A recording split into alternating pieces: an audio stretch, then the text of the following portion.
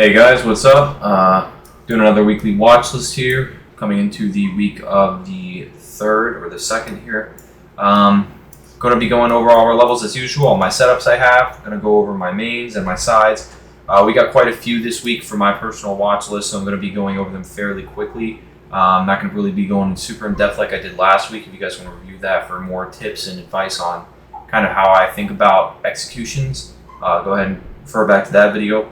But for this week, we're just going to be going in over all the levels and what I'm looking at, targets and what have you. So starting off with ES on our levels here. Personally looking, like I said here in the thumbnail, we're actually still in chop. Obviously here in this week, we're looking at the 5670 level breaking here on ES. We have the high kind of farther level of 5700 to 5707.75 here, all-time high being obviously 5721.25. But I had this little box here to highlight kind of the chop area that we've been in all last week. I want to kind of just see this area break out, just like I was talking about in the last video, either see upside or downside, just kind of to see better movement plays, higher probability movements occurring, and seeing follow through and not having hit stops, and being able to hold to our targets, of course.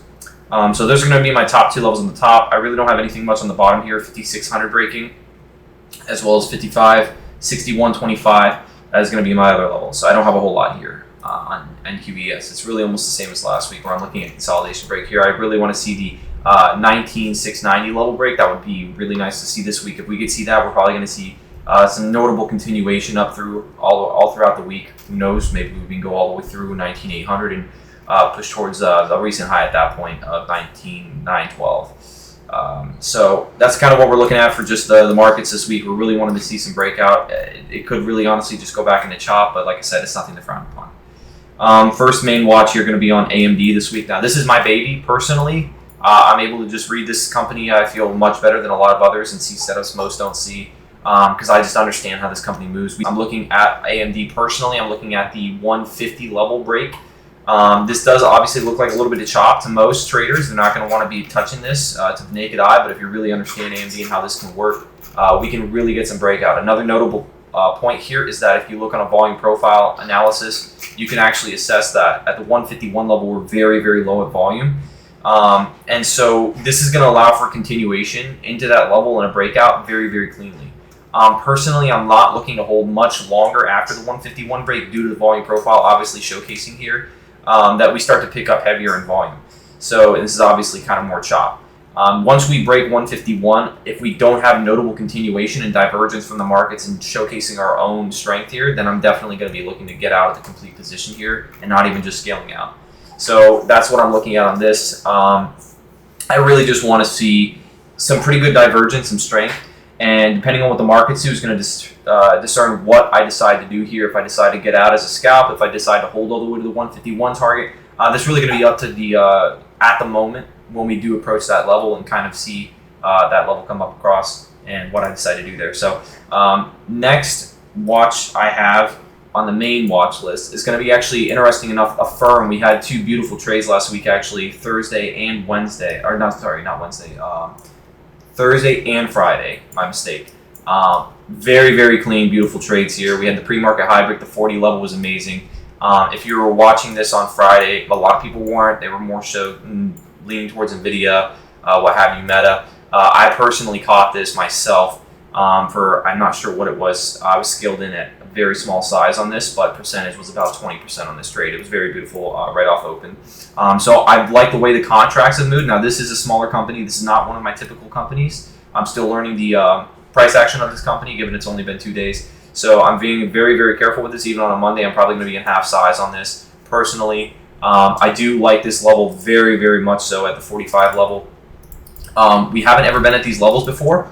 So this is really just a high break, high play, and a lot of people aren't going to be a fan of this, but I like the way that it's been consolidating and slowly grinding up. And actually, it's somewhat like how I played Google in the past, where only off of open, this was a good play company, right? The first few minutes. And as long as you keep your sizing accordingly in good check, and you're able to manage your stops very tight on this, there is, in my eyes, personally, no reason to not take this if this does approach correctly and take this at a very close, obviously, level here. And personally, I would only be scalping this given that I don't have enough screen time. And also, right off of open, this never has continuation. It does add throughout the day, but if you backtest, the continuation really lacks. The first few minutes, we typically have a notable pullback and even an engulfment almost entirely, and then we'll go back and reach these highs. So this is not a company to hold without a doubt. If you're going to take this week or even come Monday, which is looking like what's going to happen, don't try to do continuation holds on this. This is not one of those companies to play around with. You're going to want to take a scalp on this without question. And if you do off open, first few minutes, you're going to catch a good percent regardless. So don't play around with the risk on this. We're going to have a lot better watches this week that you can play around with that and take the continuation moves on. Okay, so we're going to go into Google here. I know this is a really odd one. A lot of people don't like this company. We have a lot, like Noor, a lot of the other interns, a lot of the traders do not like Google at all whatsoever. However, myself personally, back in the last few months, I had 1 week where I took this trade in the first 2-3 minutes, similar to a firm, and I believe every day, Monday through Friday, I took this trade off of open because of the divergence it had off strictly the open candle, just the open candle, not the second one, but only the first. And I was able to catch 4 out of 5 trades on that. On the fifth one, I was scaled incorrectly and did everything correctly on that with the stop. I only stopped out at about 8%. Every other trade I caught over 20% throughout the week. So this is something you have to be able to do to have an edge. You're going to want to have that divergence identification here. So this is going to be a consolidation, a descending wedge, descending pennant, whatever you want to refer to it as, break. So this is not something I'm looking to take until it does break this wedge. I want to see this company come down to 160, and I'm going to have to see some serious divergence here. Personally, I need to see basically major power candles, and I want to see them off open only, like close to open, first 10 minutes. I'm not going to be taking this after the first 10 minutes personally, because I know how Google does. It loses almost all of its strength and momentum and volume and break power almost 90% of the time from my back testing.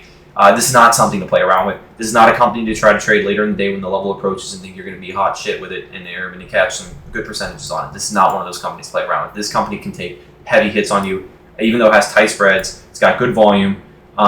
You need to be very wary of that. It does change from time to time, just like a firm. You have to be wary of those things. And I personally cannot justify taking this after the first 10, maximum 15 minutes myself. So I'm definitely looking for taking this at the 160 level here.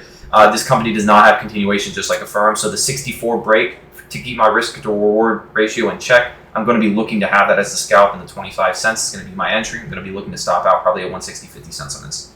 It just really depends, like I always say, on what we end up getting when the time comes. Okay. Next primary main watch list setup is going to be Meta. Okay. Meta, I'm looking strictly at downside unless we somehow have crazy strength up to the upside. I'd be looking at 540 level upside wise. But for me personally, I'm looking for the gap fill here at Meta at a 515 level.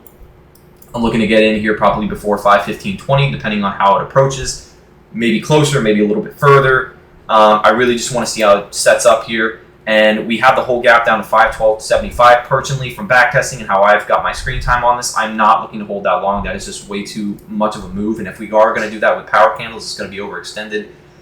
This is not SMCI. This is not, a company that's going to have some crazy move, right? It does have those moves where it's going to do $2 to $3 pump or drop, but it's not going to be like $5, $6, $7. Okay, so I personally, 80% of the time, I've noticed that it only moves about $1, $1.50, maybe $2. $3 is a lot to ask from this company. Okay, so 515 down to 512, 512.75 even. That's a lot. If I do hold, it's just going to be with really small runners, maybe quarter size left after I've scaled out already. I'm probably going to be taking this, like I said, at the 20 cent and more than likely scaling out the 50 cent and scaling additional quarter out at 514 break, having just a small portion left to see if we can fill the whole gap, and I will completely be out of the position 100% by 513 without question. I would also look to probably take 510 later in the week if we keep dumping throughout the week. That would be a next level to consider. Just kind of depends on how we set up on it. My next main watch is going to be SMCI without a doubt. This is going to be one of my primary watches throughout the whole week. I'm really interested in this upside and downside. This has had massive dumping, obviously, from the fraudulent accounting firms and all the accounting forms it's had. You can watch it anywhere on all the news. One of the interesting things about this is that this was a massive dump from news, of course. But that being said, we did hit a bottom here, of course, right below 400. We wicked. This could either be a major bounce point, and we could bounce back up to a notable share value, or we could just see a massive dump, and this could be heading towards bankruptcy on the company. So this is something I'm looking at both sides. We have a beautiful 500 gap here on SMCI for the upside. Really, really hoping to see upside, especially with the market and what it's looking like with a bit of an upwards consolidation. If we can break upwards and have some, I do want to see obvious divergence, obviously, in any setup, but even if this is tying in with the market a bit, I'm still going to need to see some divergence. I would still be interested in this current setup. Now, another notable point on this, I actually am interested before the gap. A lot of traders are not going to be interested. Reason being, looks like chop, right? This looks like a bit of a chop zone. This is kind of interesting. I'm actually interested at 465 personally. I really like this, not at 460. 460 is still a little bit into the chop zone, but 465, I'm probably going to be watching this once it breaks 460. And I would definitely 100% be looking to take this at 465. Now, this is SMCI, so regardless of the quality of the setup or what have you, this is a company to always scale down on. If we're in the middle of the week, scale down a quarter. If we're on a Friday or Thursday, this is another quarter. You should be in half size. Okay, don't play around. Volatility is always insane on this company. You can take a 20% loss in 3 seconds, okay? Regardless if it's Monday or Friday. Friday could be even heavier, okay? So we're not playing around with this company. This is what we're looking to take on this. So like I said, I'm looking at it as my first setup coming to Monday. For the longer term on the weekly basis, I really would be looking more so, based on the volume profile, to be more so looking into the 495 and the 500 level. Anything in the middle is kind of more so chop range from the last few years. 495 through 500 would be very clean. I potentially could be looking at the start of the gap, but I got to see some notable divergence to the upside. I want to see some really clean pushing there. I don't want to see this just going with the market. That's just not an option for me personally with how risky this company can be.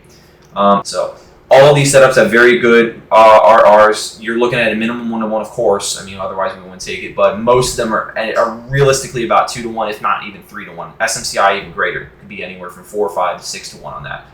You could easily catch 40, 50% trade on that, if not more, 60, and stop out if you manage your risk right at only 10, 15%.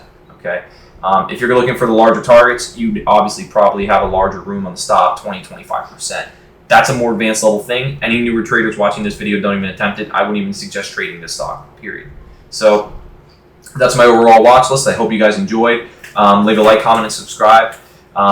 Let me know any suggestions on it, things you might want me to review, or even potential new video ideas. Always open to them. So thank you guys very much, and I hope we killed this week. Let's catch some bangers. Peace.